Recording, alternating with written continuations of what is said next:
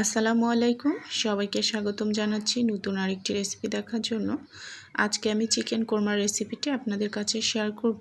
আশা করছি আমার আজকের রেসিপিটি সবার কাছে ভালো লাগবে। তো ভালো লাগলে ভিডিওটি দেখার শুরুতে অবশ্যই একটা লাইক দিয়ে ভিডিওটি দেখা শুরু করবেন। তো প্রথমে আমি এখানে বেরেস্তা করে নিব। এজন্য এখানে আমি পেঁয়াজ কুচি দিয়ে দিচ্ছি। তো বেরেস্তাটা হয়ে গেলে আমি এখান থেকে উঠিয়ে নিব। উঠে এখানে আমি কিছু গরম মশলা দিয়ে দিচ্ছি। এখানে আছে জয়ত্রী, জয়ফল, তেজপাতা, সাদা এলাচ, গোলমরিচ।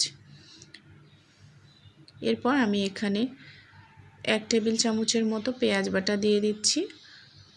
এরপর আমি এখানে দিয়ে দিলাম আদা রসুন বাটা, আর এখানে আমি দিয়ে দিচ্ছি কিছুটা কাঁচা গরম মশলা বাটা। এখানে জিরা, গোলমরিচ, কালো এলাচ, সাদা এলাচ আমি কিছুটা বেটে নিয়েছি, এটা দিয়ে দিচ্ছি যাতে সুন্দর একটা ফ্লেভারও আসে এবং টেস্টটাও অনেক বেড়ে যায় এজন্য। এরপর আমি এখানে 2 টেবিল চামচের মতো কাঁচামরিচ দিয়ে দিচ্ছি। আমি যেহেতু এখানে শুকনো মরিচ খুবই কম দিয়ে দিব, এজন্য আমি কাঁচা মরিচের পরিমাণটা একটু বেশি দিয়ে দিচ্ছি। এরপর আমি সামান্য কিছুটা শুকনো মরিচের গুঁড়া দিয়ে দিলাম, দিয়ে আমি খুব ভালোভাবে মশলাটা কষিয়ে নিব।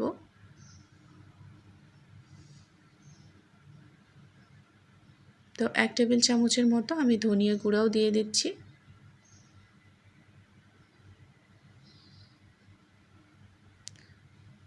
এখানে কিছুটা আমি গরম পানি দিয়ে দিচ্ছি, দিয়ে ভালোভাবে মশলাটা কষিয়ে নিচ্ছি। এরপর আমি এখানে 2 টেবিল চামচের মতো টক দই নিয়েছি। টক দইটা আমি আগে থেকে ভালোভাবে ফেটিয়ে রেখেছি। এখন এটা আমি দিয়ে দিচ্ছি।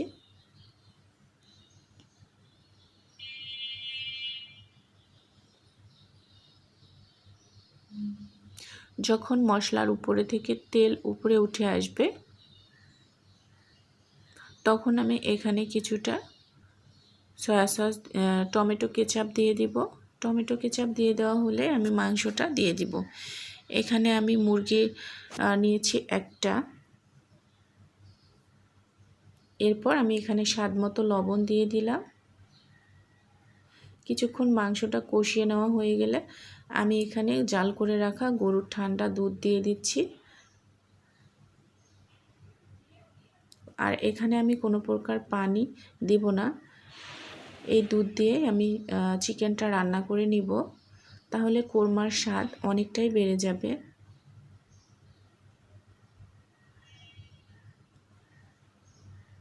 তো এরপর আমি 2 চা চামচের মতো চিনি দিয়ে দিচ্ছি।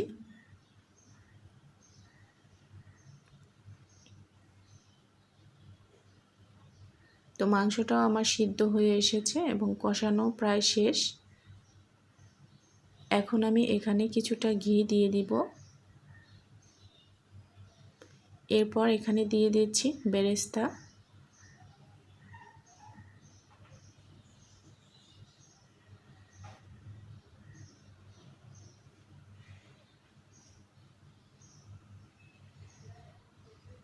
আর কয়েকটা কাঁচামরিচ দিয়ে দিচ্ছি। এখন আমি গরম মশলার গুঁড়া আর জিরার গুঁড়া দিয়ে দিব। এটা ভাজা জিরার গুঁড়া আর গরম মশলার গুঁড়া।